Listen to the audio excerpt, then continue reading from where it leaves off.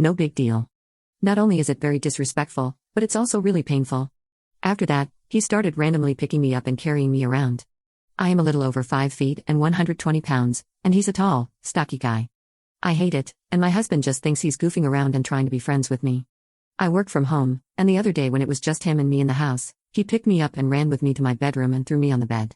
It really scared me, but he just laughed at me and left. My husband thinks I am being dramatic by being scared of this. I feel like his behavior is escalating, but my husband tells me to act like the adult and not blow up over a kid's playfulness. I am anxious every day, and I am seriously thinking of moving out, though it'll be difficult to afford it. I don't know what else to do. I don't feel safe in our home. Edit. Thank you so much for your comments and for validating me. My husband had me confused in believing that I was overreacting. I am so relieved to hear from so many people that this is as dangerous and bad as I feel. I have packed a bag in my car with some important belongings and documents. I called and talked to my mother-in-law early in the morning. She's always been very nice to me, and at my wedding, she told me she thinks of me as her daughter. My mom passed away when I was young, and I don't have any siblings, so that had moved me very much. I was nervous about talking to her because I didn't want to ruin that relationship, but she was so shocked when she heard the details. She said she talked to my husband and father-in-law and that this was an unacceptable situation. She told me to come stay with her until it gets resolved. My brother-in-law is out with his friends until tomorrow for the 4th of July, so it gives me some time to have one more detailed discussion with my husband. I'm also going to show him this Reddit post, and hopefully, his mom's talk in these comments will be a wake-up call. Update 1. I am very appreciative of everyone who commented on my last post and gave me encouragement. I wasn't able to resolve this issue with my husband, and I have moved out. I'm trying to come to terms with the fact that this is the end of my marriage. My mother-in-law was on my side and talked to my husband about this situation, but he got more annoyed with me because he saw this as me creating more drama between his mother and father. I showed him the Reddit post I made in the comments, and he accused me of presenting things in a lurid manner to get people on my side. He didn't even read all the discussions, he just got enraged and closed the tab.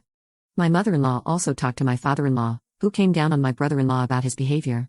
His father told him to leave our house and move in with him. My brother-in-law refused, saying he wants to stay with my husband. My husband came up with the solution that my brother-in-law was to stay in his room, and I should stay in my bedroom, lock the door, and not get out until he got home from work. This pissed me off even more. I had packed a bag and my documents, thinking of leaving anyway. My father-in-law talked to me and said that he doesn't like that we aren't getting along, and my brother-in-law will no longer stay with us. But the next day, my brother-in-law came into the house with a group of his friends. I simply grabbed my laptop and left. I'm so grateful to the people who suggested that I be packed and ready to go.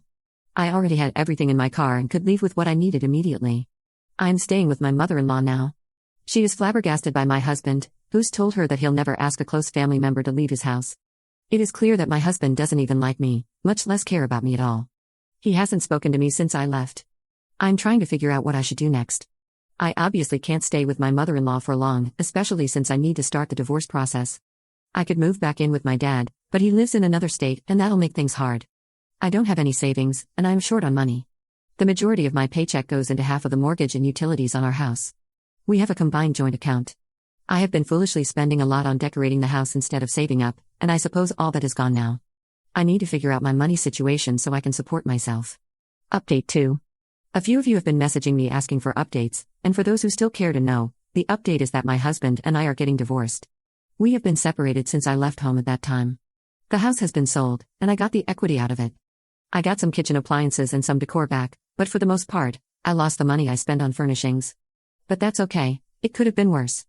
After my last post, I separated my money out, hired a lawyer, and handled utilities so I wouldn't be paying anything. My ex was shocked by my actions.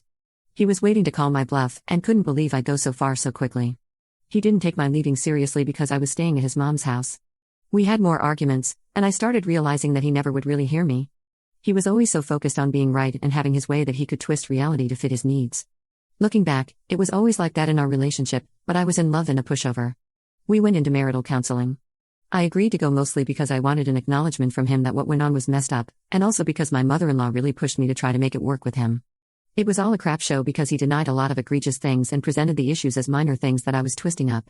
He stuck to his viewpoint that my brother-in-law was simply goofing around, and I got offended because I haven't had siblings and don't know how they mess around with each other. After a few weeks of counseling, my ex agreed to have my brother-in-law move out, but he was acting as if he made this huge sacrifice for me, and I didn't believe it. I had already checked out of this relationship and knew I couldn't trust him anymore. My mother-in-law was very disappointed that I still wanted a divorce after her son compromised. I had moved out of her house after a month of staying with her. I stopped contributing to the mortgage payments and got my own apartment. It was a risky thing to do, but I decided I'd take that hit to my credit history for my independence. I bet that it'd matter more to him, and that forced his hand into selling the house. It was sold as soon as it got on the market, so that was a huge relief. All my decorating paid off in that way, at least. I've stayed in touch with my mother-in-law and heard from her that my ex moved into a small apartment and my brother-in-law had moved back with his father. I also heard from some mutual friends that he's been telling everyone that the divorce is happening because I was jealous and controlling and tried to separate him from his family, and I was a nagging harpy to his baby brother. He already has a new girlfriend who's more family-oriented. I am waiting for the final divorce decree to be signed, and I hope there are no problems or delays there.